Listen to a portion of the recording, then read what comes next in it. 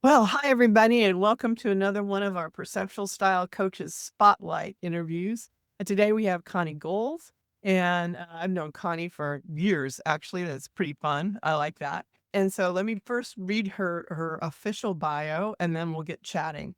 So Connie has dedicated her career to uplifting the Coachella Valley community, and it's sort of guided by her belief in leaving the world a little better than she found it. She's the founder and former CEO of Desert Best Friends Closet, and that's the region's only nonprofit providing free interview training and professional attire, where she impacted more than 8,000 individuals in over 14 years, and I think is an incredible accomplishment. Today, Connie Golds Consulting supports nonprofit leaders and organizations, bringing deep wisdom about leadership and culture and human differences. She's also a black belt in Shito-Ryu Karate Do and teaches karate to both neurodivergent and neurotypical students. And we're going to talk more about that. I think that's amazing. So, obviously, that work clearly reflects her patience, presence, and belief in human potential. So, Connie is one of our certified perceptual style coaches, and she's especially known for her powerful large group workshops that strengthen communication, collaboration, and organizational culture. All right, with a bio like that, we're going to have lots of stuff to talk about today. So I'm really looking forward to it. Thank you for participating in this interview. Well, thank you for inviting me. I really appreciate it, Lynda-Ross. It's fun stuff. I love it. So the best thing we can do is get to the person behind the bio, right? So, looking back on your career so far and your time in Coachella Valley, what feels the most meaningful to you right now? So, right now, as I kind of like to when I get introduced, I say I'm a nonprofit consultant by day, martial arts instructor by night, and in the consulting, I work more than with nonprofits through perceptual style. I really, I think perceptual style is a game changer, a life changer for people because it really shows people, that they can embrace their strengths and to focus on what they're really doing well. And I think what I love about it is when you're working with the team, and I really do enjoy working with teams, when they learn about each other, it really improves communication and effectiveness in the workplace. And there's a little bit less snarkiness. Well, why is he always going out doing that? When they recognize, that that activity person going out, in networking isn't just social, it is building clients, building relationships and things like that. So, people start understanding and valuing each other for their differences. And I think that's very important. I love that. I love that you like it. So, well, since you brought it up, we'll talk more about your coaching and specifics first, later. But right now, why don't you tell me a little bit about how you first got introduced to perceptual style? So I got first introduced to perceptual style through you when I was serving on the board of directors for the Alliance of Career Development Nonprofits. We call it ACDN. You were the chair, and we were at one of those board retreats there in Grapevine, Texas, and you had us all take the assessment, and you grouped us, the vision people together, the adjustments people together. And it just, you could see how it interplayed, and it was like, oh, it just explains so much about me. Oh my God, I love it. It's like, "Oh, that explains a lot of things." And it's funny, I'm vision, so, I'm good at the big picture things, not so good at the details, and I was having a conversation with one of my brothers, and I said something like, "I'm not good at details," and he just started laughing, and I'm like, "Oh, I wasn't aware that he was aware." So that was like, sometimes I'm just not always aware of how exposed I am, I guess is the word. I guess. So, yeah. Well, it has a lot to say with, one of the things that people say sometimes is I'm one way at work and I'm one way at home. And I think one of the things we learn through perceptual style is you're just you, but you bring out there's a core of who you are, the strengths and how you show up that's going to be there no matter where you are. And then the reality is that you tap into different things in different environments, right? Yeah, yeah. Often, when we're talking about strengths, one of the things that I tell people is that if you don't have to take an assessment, just go ask 3 people that you trust, that you know well, what they think you do well, right? And you'll be surprised how much people Well, recognize, I realize. I like that. I might use that. I suspect my kids would all have opinions. Yes. Yeah. Yes. And but it's really interesting to see the commonality. This is off topic, but I think that's one of the reasons that those 360 approaches work Mhm. well in organizations, just to give you the insight. Mhm. There's consistency around what people see in who Mhm. you are, right? And so a lot of times it's the things that you do that you take for granted, that you don't recognize because you just assume everybody can do it. Yes. And I think that's one of the big things is that one of my favorite things about perceptual style is that we learn to embrace our strengths.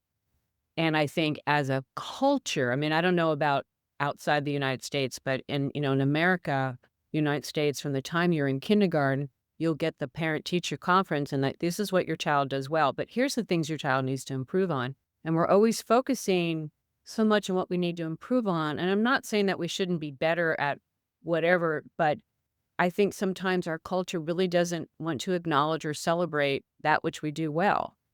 And I think it sends that message that what that which you do well isn't necessarily valued.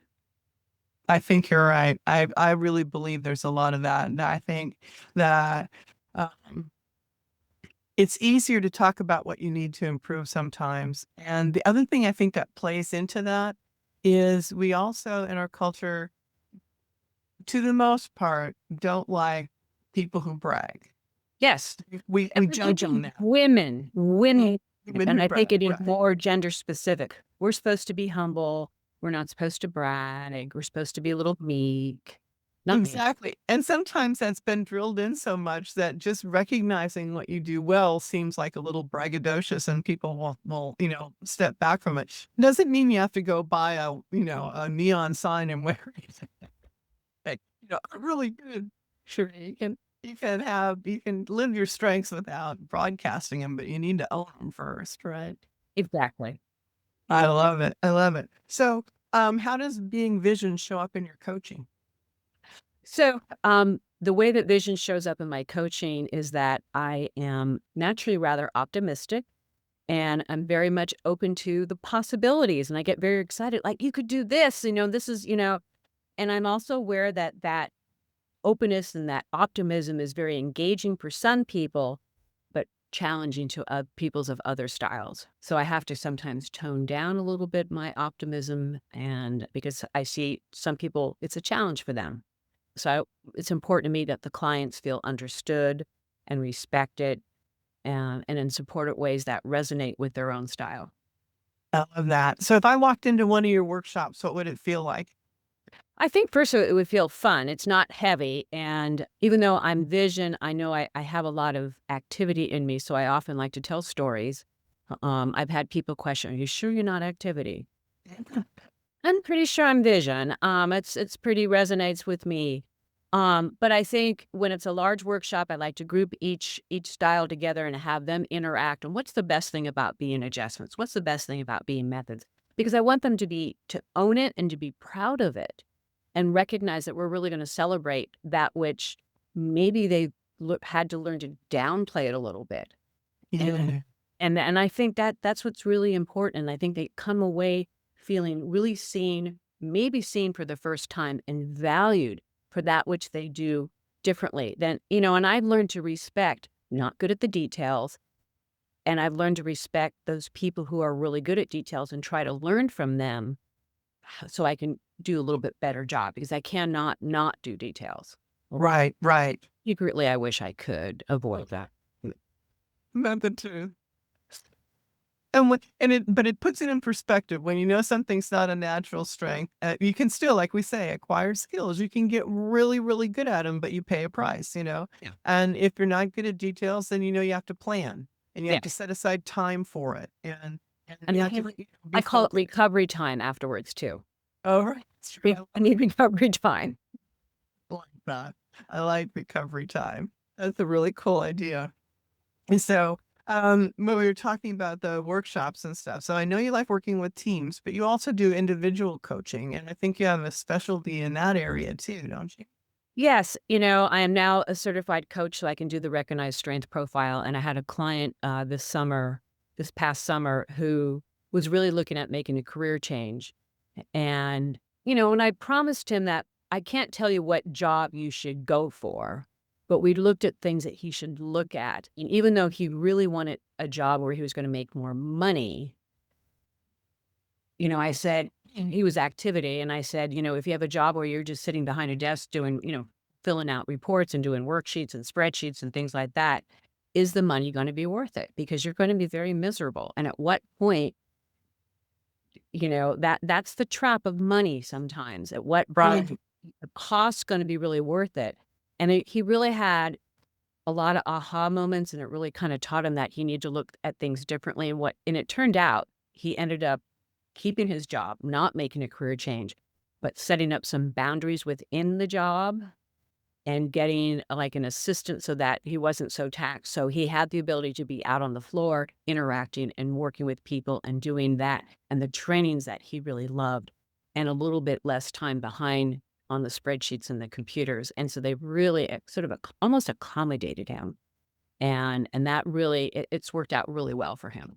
That is great. I think that's great. It's a play to your strengths story, right? Absolutely. Interesting. And I think, yeah, we all want to make more money, but at what price? And is it really worth it? And that's and he really hadn't considered that. And he really had to sit with that for a while. Yes. Yeah. What's the thing that's going to make me the happiest, and where can I show up every day and enjoy it? Yes. Exactly. Exactly. So you have an incredible background in nonprofit organizations and starting Desert Best Friends Closet, etc. What drew you to coaching? Because one, I enjoy trainings and doing workshops. At my heart, I am an educator. I'm a teacher. I love to teach and bring new ideas to people. And so being able to share this, which excites me very much, I really enjoy that. And it complements a lot with nonprofits, because nonprofits, as I like to remind people, is a cause that also has a business with it. And those, particularly founders, are people who are very passionate about the cause side of things. They're not so always good at the business side of things. And when you work with someone and you realize that they're also a vision, which is why I met with someone yesterday who has this great idea for this nonprofit, and she's actually starting it. There's no money yet, but it is a really good idea. But I said, don't forget it's a business. And so, I'm going to try and take her on as a client, because I want to see if she's more vision. Then she's going to have to set aside that time to focus on the details of running a business. If she's adjustments or methods, then she won't have to worry about that so much, but she might have trouble going out and networking in the community, which is really important when you're trying to grow something. Right. So it's like learning and then sort of guiding them, and just so they can still be them and focus on the nonprofit and help their mission succeed. But how can they achieve that successfully and effectively with still being who they are? Exactly. One of the things I think is really powerful in situations like that, or that I've used over the years, is that it's also helpful when someone understands, because then they can target who they surround themselves with. Mm-hmm. And all too often, when especially in startup organizations or nonprofits, the default is to surround themselves with mini me's. People Yeah. with passion, or they don't have to complete their sentences and everybody gets it. But unfortunately, that doesn't help an organization, the business side of an organization, survive. You really need to have a complement of the different styles. Exactly. I did a workshop for a nonprofit for all the leadership in the organization. It was one of the very first workshops I did, and there were no goals. There was a lot of vision, a lot of activity, a couple adjustments, maybe one method. And it got real quiet in the room at one point, and someone said, and this nonprofit was struggling, really struggling. In fact, do think it has since closed. And someone said, we don't have anybody whose goals. And I think that's a problem. I love it. You're done. Fun when that awareness happens. Yeah. And I didn't say that. I was thinking it, but it was great that they were able to come to that conclusion themselves, because it was great vision, great activity. Right. but just short on a lot of other things. And that wasn't the only reason why they were struggling, but that had a lot to do with it. Right, right. I think it's really about the talent and the skills you need to bring together, right? Mhm. Yeah, you And only whether you all wanna go out to dinner later is a totally should be, like, really, really secondary. So, I like that, I like that. So, what do you notice a shift in the room from the beginning to the end of a workshop when people have the information? I just did a workshop yesterday, as a matter of fact, and it's very cute, very funny because the first thing he said is like, "Well, I get it, kind of, but I really want to know how does it work with everybody else?" And I said, "Oh, we're going to get into that because a lot of your other assessments that are out there, it's informative and it's helpful to know what you are, but I don't find that it translate to actual utilizing it and how it can impact and influence your interactions with different people." Well, then, so when you're doing it, when you get into, neighbors and opposites and one-offs, then they're like, their eyes are lighting up. And he goes, "Oh my God, that's why my wife and I always fight about this one thing because she's the opposite of this. And she it just drives me nuts and it just drives her nuts." And it's like, so, can you find a different way to approach it? And you start seeing the light bulbs. I always recommend to clients as we're going through a workshop. So think about, you know, your if you have adult children, what you think they might be. Think about your siblings, what you think they might be. Think about a past boss or supervisor, particularly one if you butted heads with. And then you start seeing the light bulbs going on, and they're like, "Oh my God, that's why I didn't get along with that person at work." They're gonna redo it, redo it, redraft it, and I just want it to get it done, and they just can't let it go, and it just drove me nuts. Right. That I find that those light bulbs going on around the room fascinating. I do too, and I also like the fact that, one of the hard parts about perceptual style, I think, is recognizing limitations, because we all wanna be everything to everybody and do everything and, it'll be just delightful. And the reality is that we all have limitations, and so let's not focus on that. And I think it's fun when someone recognizes that something that they don't like to do, that they recognize they're not good at, and they don't really wanna be. There's someone sitting across the table that thinks it is the cat's meow. I mean, that's their favorite thing to do, and it's like you watch them physically go, "Ah, you like that? How lovely. Would you like to do more? Here, have mine." When I was at Desert Best Friends Closet, so it was a startup and a nonprofit, and I'll have to admit, infrastructure wasn't really one of my focuses and certainly wasn't something that I even thought was that important. But when we hired a director, a manager of operations who adjustments was all about getting the processes in place. And it was, oh, well, it made a lot of sense. And it certainly streamlined and made the work better and eased my Right. accountability. But I'll admit, it never would have occurred to me to do it. I love it. Never. Yep. Well, I mean, it takes a community, obviously. I mean, if everybody had the same strengths, we would all be so boring. I mean, so much stuff that didn't get done. And we'd be spending all of our time competing with each other, right? So yeah, never mind. I don't really need to see that. So I was gonna ask you a little bit more about the karate. So I know that it is just part and parcel of who you are. So tell us how you got into that and how it shows up for you. So I started training in karate about 11 years ago when I got divorced. And I'm a stereotype. I had never really lived alone. And my paths crossed with my sensei, who was a woman who's the same age as my kids. And I thought, well, if she could do that, maybe I should try it. And when I started, I had no intention of staying with it. And typical vision person, I didn't ask a lot of questions. So the first class, I'm the only grown up in the class. Oh, geez. And I'm like looking around, and the parents are kind of giving me the stink eye. But I stood next to Jesse, who was 12, but and the same, probably taller than me. For 8 years where we trained together, and it's my second family. There were 8 of us that black belted together, and training gets very intense those last few months before you get your black belt test, and you just become family, and it is what I like about karate, it's good for the mind, it's good for the body, and my intention is to keep doing it until I'm physically or mentally no longer able to, which I hope is never. And then now I'm coaching, so I'm not competing anymore. I'm not training as much as I would like to, but I am really embracing being a coach and working with. We have some neurodivergent athletes. That's primarily who I work with, not exclusively. There's a large para division in karate. There's my sensei is part of Team USA para karate, and it is just so we have athletes who have physical disabilities, intellectual disabilities. We have a blind athlete. He's an adult, and I forget that he's blind sometimes because I'll say, "Look down at everybody. Look down at your feet." Oh, Isaac, sorry, I know you can't because I want to make sure your feet go in the right way.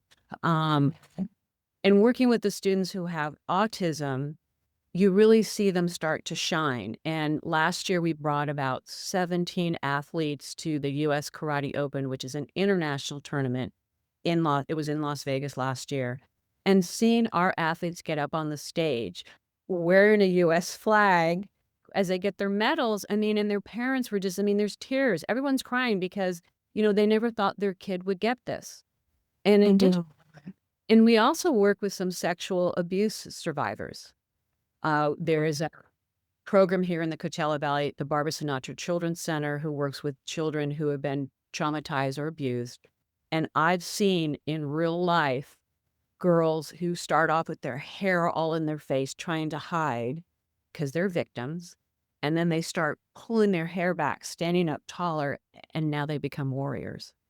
Oh, And what? it's through karate do and learning that they can defend themselves. And then we also will get into things like anti-bullying, what to say and how to respond to a bully.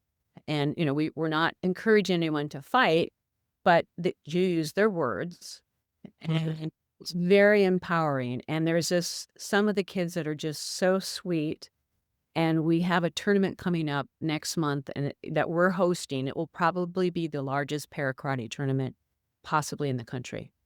And Wow. I'm very excited about that. And it just the kids, they beam, and the parents beam because they thought their kids. We've had kids who were nonverbal and now can verbal. They can yell "Kia." Oh, man. And so it works their mind and their bodies, and it's just really fun to see that transformation.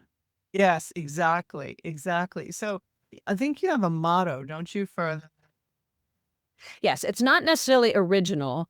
I think it's partly from Winnie the Pooh, and there's a master teacher on Facebook who posts reels, and I actually got it from one of his reels. But I end the class with, and they're supposed to repeat after me, "I'm smarter than I think, stronger than I feel, braver than I seem. I can do hard things." Oh, I love it. And then I say, "We do hard things in here, and I know you do hard things out there." And I sometimes will add in, "Sadly, as you get older, the hard things just get harder, never go away." But they recognize that, there are some things that are really hard.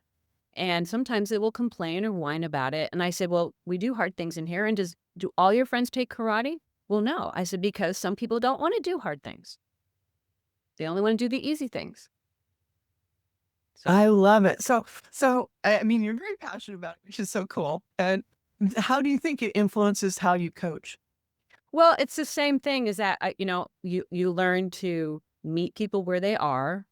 If a kid is nonverbal, I can work with him. Um, and the same thing when I'm doing a workshop for perceptual style or working with someone one-on-one, you meet them where they are.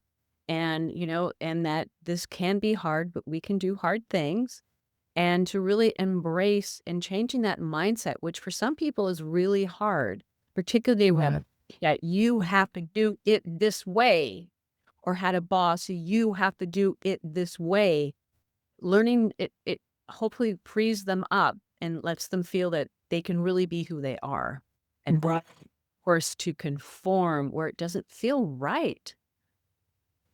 For Exactly. And I think it's the other thing is that I find it easier for people to understand once they have an awareness of the different styles. The fact that am I arguing about what or how? how. And that's where I realize, guys, we'll get along on the what, but we Right. each have a different approach on the how, and that's okay. That's okay. Yeah, it doesn't Okay. have to be done exactly your way. I'm telling you, just understanding that has saved me a bazillion things in my personal life. Yeah. And, obviously, my husband and I are different styles, and so there's like I'll catch myself, "Okay, this is a how moment, just back off. However you wanna get it done is good. Let's just get it done." I like that. It's a how moment. Well, with my adult children, I've learned to say, that's interesting. Tell me more about that. Oh, I love it. That's excellent. Trying to stop the knee-jerk reaction, like, "Why are you doing it that?" "No, tell me more about that." So I think, because again, I imagine the possibilities, I wanna see the big picture, things don't have to be done my way. So that makes me more open to those things. I like that. I like that. And I know you're doing a lot of work in leadership lately. So, we were talking, I can't, a while back, I can't remember, but you were talking about why so much leadership literature doesn't really resonate with people. Yeah, Or, too many of the leadership books from what I can see are written really from one perspective, and that's typically goals. Here's the objective, we're gonna get it done, we're gonna do it, and this is the deadline, da da da da. And that doesn't really work for everybody. And so we have a group here in the Coachella Valley, leadership called Leadership Coachella Valley. It's a 10-month program that people commit to, and they really learn a lot about what's happening in the valley. They'll focus on education, they'll focus on healthcare, they'll focus on, agriculture, because we're a very large, people aren't aware, but we're a very large agricultural community in our East Valley. And so I worked a lot with the board that everyone can lead, but they lead in a different way. And that, and their chair is a flow is here, and what her blind spots are, and how they as a collective group can help her be a good leader. And I think that's when we recognize we have blind spots, right. ways of overcoming them. I think that's very empowering. And, everyone is not going to lead like General George Patton. That's your sort of classic goals leadership. And everyone, you can still lead if you're flow, if you're vision, if you're adjustments. You just lead in a different way. So it's the how that is different. Exactly. And I like about it. learning how to mitigate blind spots. I think that's really an important thing. I think that it's if you're going to lead, and you want to be the best leader possible, you need to lead with your strengths, but know where your blind spots are so that you can enlist lieutenants to help with that, Exactly. or other board members, but recognize it. Don't go fix it. Just recognize it and bring in someone for whom that is a talent Yeah. and use them as an advisor. Well, I think that's the key with leadership. It's and I meeting your think team where they are too. there are some people think that a leader has to be the all-knowing, have every answer, have all the solutions, and to me, that's not the way I well, envision, that's not the way I lead. I really wanna hear whatever other people have to say and like, "Oh, well, that's a great idea," "And how can we execute that?" And, of course, I'm not always gonna be great on the execution, I will not be good on the details, details, schmetails. But that's where, bringing people in different styles and how you guys can work together, it really becomes sort of this beautiful, magical thing. I love it. So, It is pretty rewarding. I have to admit. yeah, Yeah, it like is a lot it of is things it that is happen. fun. And I look back when I didn't know about perceptual style, I can see how that why I didn't work well with people and frustrated with different people, and I wish everybody knew about this, and so we're trying to get this, get it out there, spread the word, because I think it will solve a lot of workplace and, home issues too. True. It does. We have a line we use in our family, which is live the theory. I mean, and it's done tongue in cheek, but it's like you recognize that you're going at it in two different directions. Or it's like, seriously, I would never do it that way. And the other person is like, well, I would never do it your way. And it's like, well, live the theory. Have a lovely day. Let's find a way to meet in the middle and figure out what we got. Right. Yes. Okay. That it happens, but it does really help. It really does help. So, I wanted to ask you a little bit more about you said meeting people where they are, and you talked about that being important. So give us a little bit about how you do that. I've had situations where I'm working with a team and their boss decided they all should be taking the perceptual style, and they're clearly not happy about it because you can pick that up in the room that they're there because they have to be there, not because they want to be there. And they come in with the attitude that they think, one, they don't want to be there. Two, this is all mumbo jumbo pop psychology. But when I start kind of leading them through it, and I try to be gentle about it, and that, we all see things differently. And I give, there's some examples you give where, what do you see here? Do you see the young lady or the old lady? And, which, but it's true for you. Whatever you see is true for you. Well, then they start the defenses start coming down a little bit and they start like, oh, they get curious about it. And then we start going through it and they're like, oh, well, and that makes, and then they what's the best style? I says, "No style is best." It's just you need whatever style is right for you, and that's who you are. Then some of those defenses come down and they become a little less resistant and they get very excited and then they start thinking, I think my sister is this. And that explains things. So you start seeing when they start seeing how it's used, that isn't just learning and being labeled, it's how you can apply it practically, then they get really excited about it. I love it. Yeah, I think it's the practical piece of it that really makes a difference. I And it's and I also think it's I've often said it's an incredible tool for just self-awareness and personal development, etc. But the real power comes when you recognize the differences in other people and it changes the light that you put on that. It changes things from judgment to awareness. And and to quote Mel Robbins right now, it is the classic way of let them because it's like that's their way of doing it. Why like prevent that. it? Let them. Let them be who they are. That's wonderful. But it takes away some of that prejudge because they're not like me. Because the reality is that we all want to believe that our way of seeing the world is the only and correct way of seeing the world, right?